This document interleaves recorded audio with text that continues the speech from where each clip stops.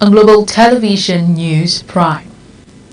Federal government pledges to strengthen anti-drug campaign. In business, federal government assures on steady gas supply to Togo, Benin, Ghana.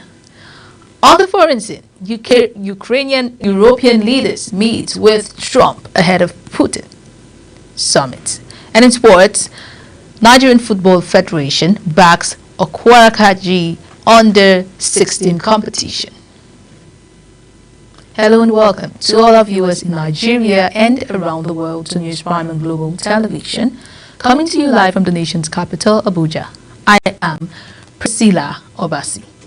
A quick reminder that Global Television is on DSTV channel 365 and StarTimes 276. Now the news in detail. President Bola Tinubu has reiterated the determination of his administration to continue strengthening the National Drug Law Enforcement Agency (NDLEA) in its fight against illicit drugs. The president, who was represented by the National Security Advisor Malam Nuhu Ribadu, stated this at the commissioning of new operational vehicles for the agency in Abuja. Here is Kikeloma Okiri's report. At the NDLEA headquarters in Abuja, 48 brand new operational vehicles, 38 SUVs and 10 sedan were handed over to zonal, state and strategic commands across the country. President Bola Ahmed Tinubu, who was represented by the National Security Advisor Nuhu Ribadu, says the vehicle marks another step in government resolve to boost the agency's capacity and keep drug cartel on the run. These vehicles will serve as critical enablers, facilitating rapid deployment, improving logistics, enhancing command and control, and ensuring timely response to hotspots. NDLEA Chairman Brigadier General Mohammed Buba Marwa retired says the agency has recorded major breakthrough in the past 2 years, including the arrest of over 40,000 drug offenders, seizures of more than 5.5 million kilograms of illicit substance, destruction of over 700 acres of cannabis farm, and conviction of nearly 8,700 traffickers.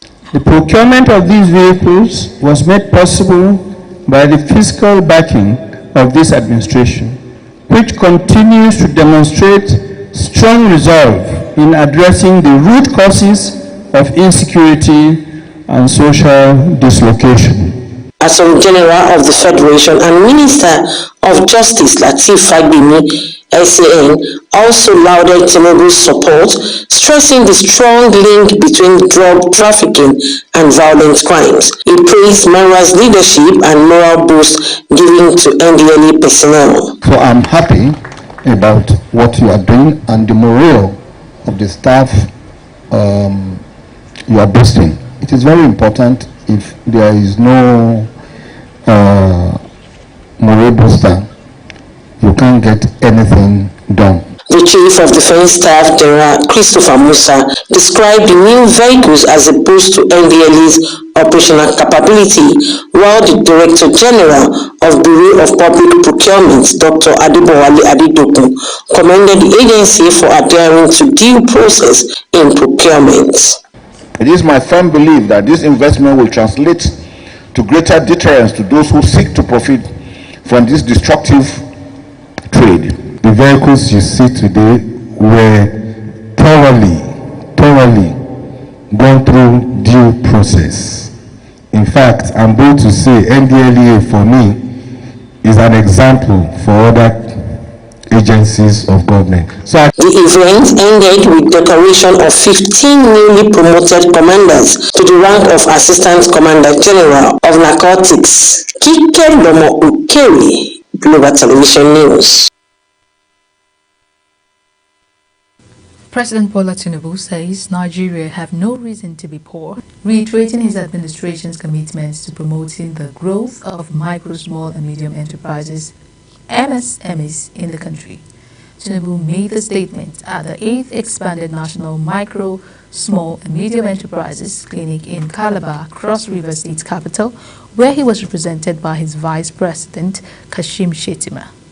Tinubu said the country has boundaries human and natural resources and its disposal, noting that upon resumption and assumption of office, his government guaranteed access to capital and pledged to support ventures that will redefine the future of work, skills and industry. The federal government has reaffirmed its commitment to making Barrow River Port in Niger State fully operational by transforming it into a vibrant inland gateway for trade and economic growth. Minister of Marine and Blue Economy Adeboyega Oyetola gave the assurance at the House of Representatives Ad Hoc Committee session on the challenges and prospects of the port. Anita Patrick reports that funding, dredging and critical road and rail linkages remain top priorities for the project's revival. Commissioned in 2019 but plagued by operational setbacks, the Barrow Port has struggled to serve its intended purpose largely due to inadequate supporting infrastructure and navigability challenges along the River Niger. Minister Oyetola says the government is now rolling out measures to address these gaps, including capital dredging of over 2,000 kilometers of inland waterways, developing road and rail connections, and attracting credible private sector investors through concessions. Part of what we try to do is to ensure the need to do a lot of dredging. Unfortunately, we are hampered by the scarcity of funds. NIWA was supposed to dredge about 2,000 kilometers of dredging, but in terms of fund requirements, that would run to billions of naira.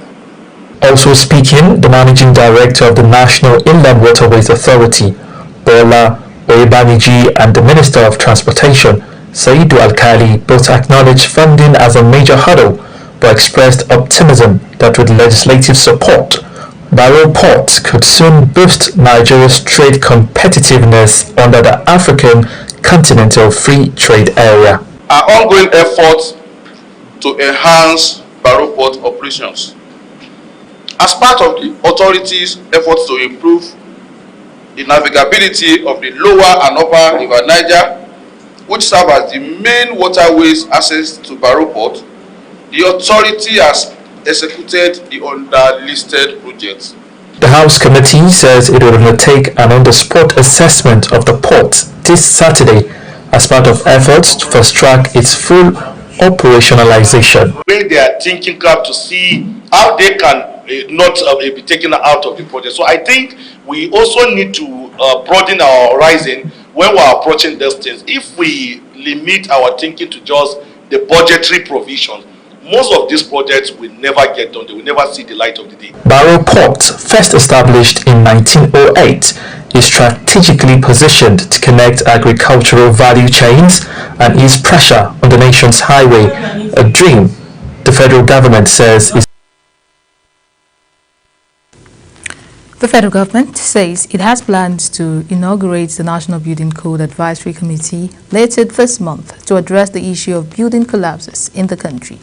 The Minister of Housing and Urban Development, Ahmed Dangiwa, represented by Permanent Secretary in the Ministry, Shoaib Belgore, disclosed this at the National Building Safety and Structural Integrity Initiative organized by the Federal Ministry of Housing and Urban Development in collaboration with the Lagos State Government through the Ministry of Physical Planning and Urban Development in Tafawa Balewa Square, Lagos. The National Orientation Agency has launched a 2-week nationwide enlightenment campaign aimed at deepening citizens' understanding of government policies, strengthening national values, enhancing security awareness, and promoting the Nigeria identity. Director General of the agency, Lanre Issa Onilu, said the initiative is expected to reach all 36 states, the Federal Capital Territory, and the 774 local government areas of the country. Anyete Patrick has more. Flagging of the campaign in Abuja, the Director General of National Orientation Agency, Lanre Issa Onilu, says the drive is a coordinated national awakening designed to address pressing gaps in public awareness, harmful practices, and misinformation that threaten national unity and progress. According to him, the program will run on 5 thematic areas, namely the the National Enlightenment on Government Policies, Flood Mitigation and Disaster Preparedness Drive, amongst others. It is commencing by Wednesday next week, and it will last for 15 days. And we are focusing on 5 thematic areas. We are conducting a national enlightenment on government policies, programs, and activities. 2, flood mitigation and disaster preparedness. 3, national security awareness. That the national security awareness will mobilize citizens to play active roles in safeguarding their communities by reporting suspicious activities and cooperating with security agencies. He says the Nigerian Identity Project will revive respect for national symbols. Nigerian Identity Project and the National Symbols Campaign, which are part of our flagship program of the Nigerian Identity Project, the National Values Charter. We are saying this is not just a campaign, it is a coordinated national awakening that touches the very heart of our identity, safety, values, and development. However, the campaign will be implemented through press conferences, community dialogues, market and schools outreaches, religious and civic gatherings, as well as multilingual media messages on radio, television, and social media. Benue State government has intensified security in parts of Ukum local government area by deploying security personnel to 3 communities to enhance security measures. The communities are Chito, Afia, and Mudi. The move comes after urgent appeals from residents and local authorities to the federal and state government for intervention following years of violent attacks by armed men suspected to be headsmen. Benue State correspondent Felicity Indere reports. Ukum local government and other areas of Benue State, Nigerians' food baskets have accounted for high percentage of yam production and other food supplies until armed herders invasion and banditry became the order of the day, leaving the industrious people independent and helpless. Today, the scars of conflict remain fresh, with at least 15 settlements in Ukum local government counting to bear the brunt of sustained attacks.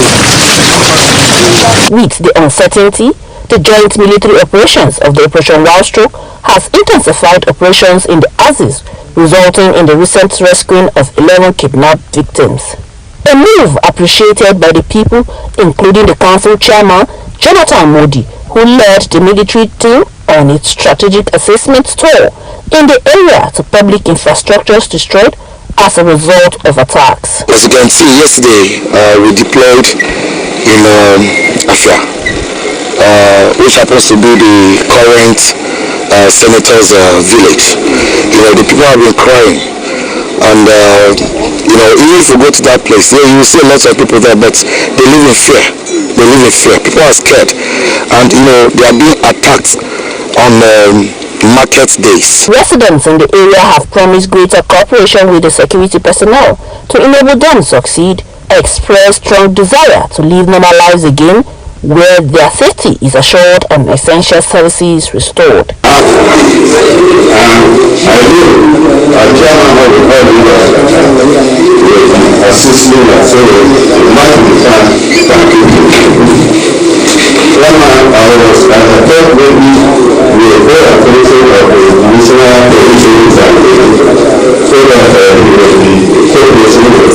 Without security, whatever project you have done will be useless. Even if you build schools, build roads, build hospitals, provide water, electricity, and there's no security, there will nobody to benefit from those amenities. And so, with the presence of security at Afia today, we believe that all our markets that are no longer functioning will come back to life. The development of security operatives is part of renewed efforts to eliminate criminal elements to strengthen peace and security of most communities in Sankara Axis of the state affected by insecurity. In the meantime, stakeholders have called for a coordinated national and state effort to restore stability, rebuild lives shattered by years of violence, and help affected communities regain dignity. In Makudi, Felicity Ndere reporting for Global TV News. Zamfara State Governor Dauda Lawal has pledged the government's continued support for initiatives that promote women's participation in digital economy. He made this known while declaring open a 4-day digital skills training for women in Gusau, organized by Nigerian Communications Commission. Zara Nasir brings us more. Digital literacy is transforming lives around the world, and Nigerian women are being encouraged to take advantage of it to enhance their businesses, education, and access to services. Zamfara State Governor Dauda Lawal, who was represented by his deputy, Mani Mumini, urged women to break barriers and equip themselves with digital skills to self-reliance. He flexed the state commitment to continue to support initiatives that align with President Bola Tinubu's vision to grow Nigeria's digital economy. The partnership will help enormously in bringing the digital divide and opening opportunities for our women. The Executive Vice Chairman of the Nigerian Communication Commission, Dr. Aminu Maidari, represented by the head of the Kano Zonal Office, Abubakar Gurfi, and the Zamfara Information Technology and Development Agency, Habib Gatam, reaffirmed the state's commitment to empowering women through ICT.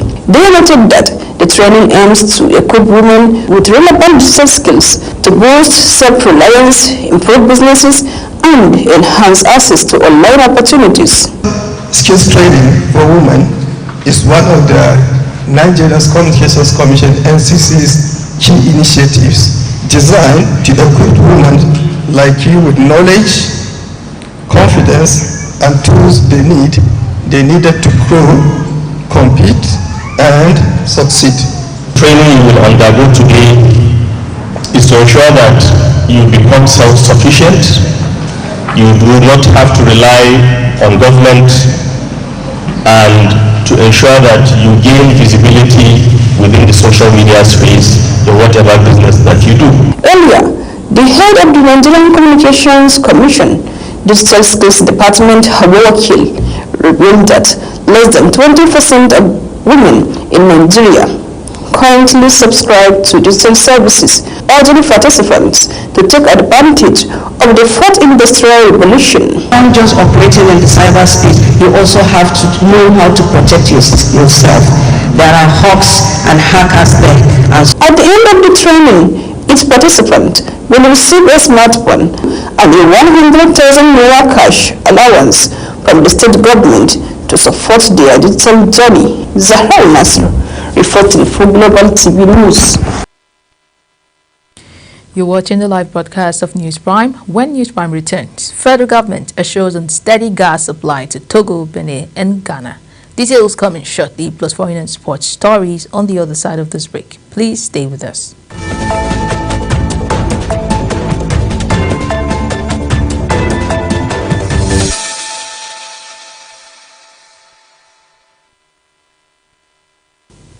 Welcome back. If you're just tuning in, this is News Prime on Global Television. Now we are in the business news, where the federal government has indicated plans to revive all moribund steel companies in the country more than 2 decades after a failed privatization drive left once thriving plants across Nigeria in ruins. President Bola Tinubu revealed the plan at the inaugural National Steel Stakeholders Summit on the development of the steel sector in Nigeria, Abuja. Represented by Vice President Kashim Shettima, the president noted that the collapse of the steel industry forced the country to depend heavily on imports. The Federal Inland Revenue Service and the Nigerian Customs Service have stepped up collaborations on the National Single Window Project, a landmark trade facilitation initiative expected to transform Nigeria's import and export processes, improve revenue collections, and enhance the country's competitiveness in global trade. In a meeting held in Abuja, top officials from both agencies reviewed ongoing preparations for the project's implementation and agreed on practical steps to accelerate system integration ahead of its planned takeoff in the first quarter of 2026. The federal government has reaffirmed its commitment to ensuring steady gas supply from Nigeria, Togo, Benin Republic, and Ghana in a bid to tackle energy poverty and promote economic prosperity in West African sub-region. Minister of State for Petroleum Resources, Gas, Eberipe Ekpo, said this in Abuja during a meeting with the outgoing and incoming managing directors of West African Gas Pipeline Company. Operations at all mining leads OML 18 in Rivers State have ground to a halt following industrial action by the Petroleum and Natural Gas Senior Staff Association of Nigeria. In a strike directive issued by the association in Port Harcourt, Zonal Assistant General Secretary Sere Nkwikwebe stated that members are ordered to withdraw their services immediately until their demands are met. Now on the foreign scene, following a video conference between United States President Donald Trump and the leaders of Germany, Finland, France, and the United Kingdom, Italy, Poland, and the European Union, Ukrainian President Volodymyr Zelensky says his country must be included in peace talks regarding the Russian-Ukraine war. The discussion focused on the war before Trump's meeting with the Russian counterpart Vladimir Putin, scheduled to hold in Alaska on Friday. Ukraine hopes the meeting will serve as a European counterweight to the summit in Alaska, to which Kyiv is not invited. Still on foreign scene, Egypt says it is stepping up efforts with Qatar and the United States to revive a U.S.-backed ceasefire proposed aimed at ending the fight in Gaza. At a press briefing in Cairo, Egyptian Foreign Minister Badr al-Abdelati confirmed talks are ongoing with both Hamas and Israel. Correspondent Mukhtar Kasim brings us more. Egypt is mounting a fresh diplomatic push to secure a 60-day truce in Gaza. The proposal would see the release of hostages and Palestinian detainees, as well as unimpeded delivery of humanitarian aid. Egyptian Foreign Minister Badr Abdel-Lati told reporters that the priority is to halt the fighting immediately and restore humanitarian access, returning to the plan already on the table. Now, and we are talking with the Hamas, with the Israelis, and we're still pushing for a deal, based on Witkov proposal in order to move forward, and of course we are categorically opposing any kind of intention of expansion of military intervention in Gaza. A Hamas delegation led by senior official Khalil al-Hayya is in Cairo for high-level talks. Mediators hope to bridge the gaps that have stalled previous negotiations, even as Israel signals preparations for an offensive into Gaza City. Prime Minister Benjamin Netanyahu is now prioritizing the return of all remaining hostages in a single deal, a move that has raised both optimism and concern. With diplomatic urgency mounting and a limited window before new military action, Cairo's effort could prove decisive. But as humanitarian needs grow and battlefield tensions rise, the path to a ceasefire remains narrow and uncertainty. Mukhtar Kasim, reporting for Global Television News. White House has confirmed that United States President Donald Trump will meet Russian President Vladimir Putin in Agorad, Alaska this Friday. The talks aim to explore ways of ending the ongoing conflicts between Ukraine and Russia. White House spokesperson Caroline Leavitt says the meeting will give President Trump a clearer sense of Moscow's position. Lebanon's president has told a senior Iranian official that Beirut rejects any interference in its internal affairs and has criticized Tehran's statement on plans to disarm Hezbollah as unconstructive. Iran's Supreme National Security Council chief Ali Larijani's visit to Beirut after the Lebanese government ordered the army to devise plans by the end of 2025 to disarm the Iran-aligned Lebanese armed group. Iran expressed opposition to the plan to disarm Hezbollah, which before a war with Israel last year was believed to be better armed than the Lebanese military. Finally, in sports, Sudan coach Kwesi Appiah has admitted that he was not expecting his team to beat Nigeria 4-0 during both sides' 2024 African Nations Championship CHAN clash. Appiah watched as Sudan trashed the Super Eagles B team to send Nigeria out of the competition. An own goal from Lionel Ngenge and goals from Welendin Ked and Abdel Raouf gave Appiah's victory against Eric's Chelsea side. The Nigerian Football Federation has thrown its weight behind the maiden edition of Sam Okwaraji Under-16 Annual All-Secondary Schools Soccer Championship set to kick off on November 8, 2025. Technical Director at Nigerian Football Federation, Augustine Egwevin, said this while addressing journalists in Abuja. The Technical Director of Nigerian Football Federation, Augustine Egwavor, described the competition as a vital platform to discover and nurture grassroots football talent while also keeping alive the memory of one of Nigeria's most iconic sports heroes. On behalf of my colleagues who are far away from here, because I spoke with a couple of them this month before coming, we endorse this and we approached it with all our heart and make sure we're also going to be in the venues. Otherwise, we can make that possible so that we can, pick talents, harness, and develop them to become like Okwaraji was in the past. The chairman of the organizing committee, Osita Izunaso, says the championship will bring together promising young players from 36 states and the FCT, with matches holding at designated centers nationwide before a grand finale at a venue to be announced.